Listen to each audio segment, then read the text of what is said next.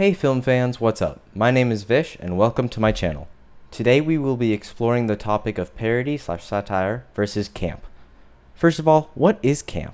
Camp, in a lack of better terms, is the expression so bad it's good. In 1964, Susan Sontag wrote Notes on Camp, a word that was only used previously by people who wanted to go back to their roots and live in the woods for a couple days. This essay created a new phrase for art critics and enjoyers all around the world. She basically explained that camp was a piece of art or media that was badly executed or badly presented, but viewers found a way to enjoy it, whether it was a movie with such bad acting it was funny or a pink chair in a black and white living room.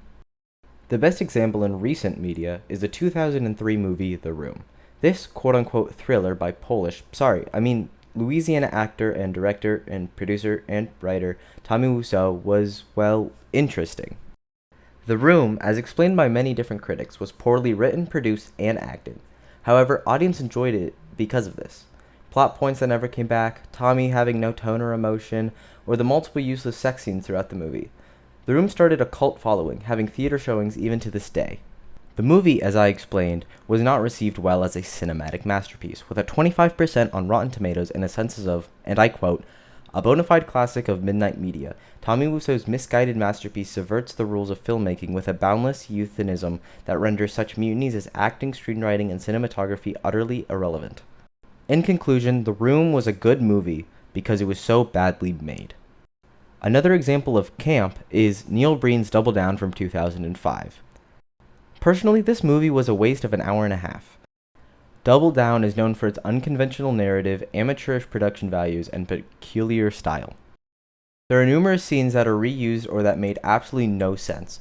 The only enjoyment I had watching this movie was having my mouth gaped open the whole time from all the random side plots and the piece of shit you call the writing of this movie.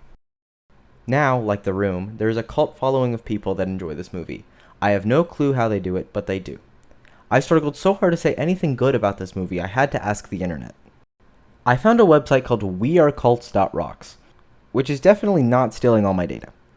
They said, and I quote, "The strange world he creates and the extremely nihilistic, misanthropic, philosophical views he expounds are almost reminiscent of the darker moments in Henry Danger's epic private art and literary endeavor." Which, after hearing it, is probably the most accurate description of whatever you want to call Double Down. Camp is a word that describes other kinds of art, not just movies.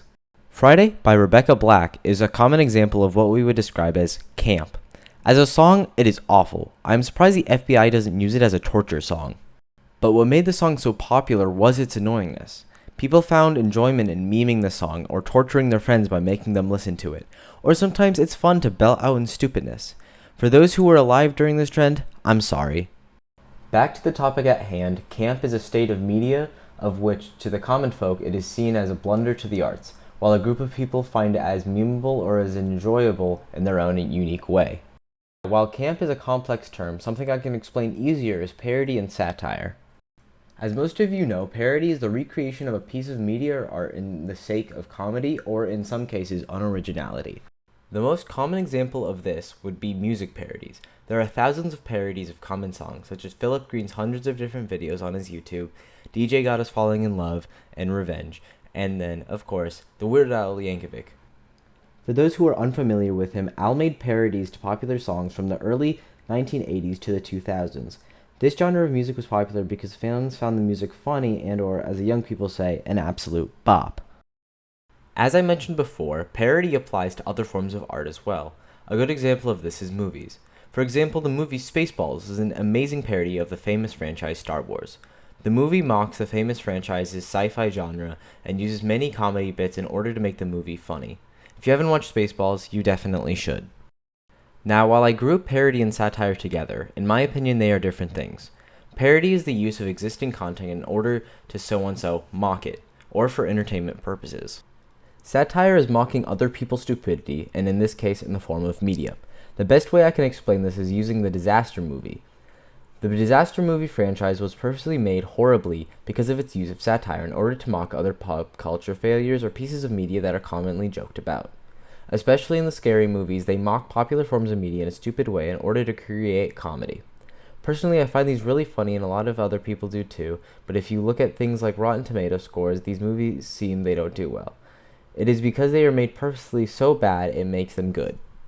The biggest difference between camp and satire is satire has to be done on purpose. While when someone makes art that is quote-unquote camp, the art must be intended to be good, but did not turn out the way the original artist wanted it to be. Going back to what I was saying at the beginning of the video, Tommy Wiseau, when making The Room, thought it was going to be an instant American classic, while in reality it became an absolute joke. While most enjoy the comedy and creativeness of satire and parodies, the quote-unquote cult following of camp makes it something to appreciate. Thank you so much for tuning in. If you like what you see, please like and subscribe. That would be greatly appreciated, as I do put a lot of time and effort into my videos. Thank you so much and have a great rest of your day. Bye bye.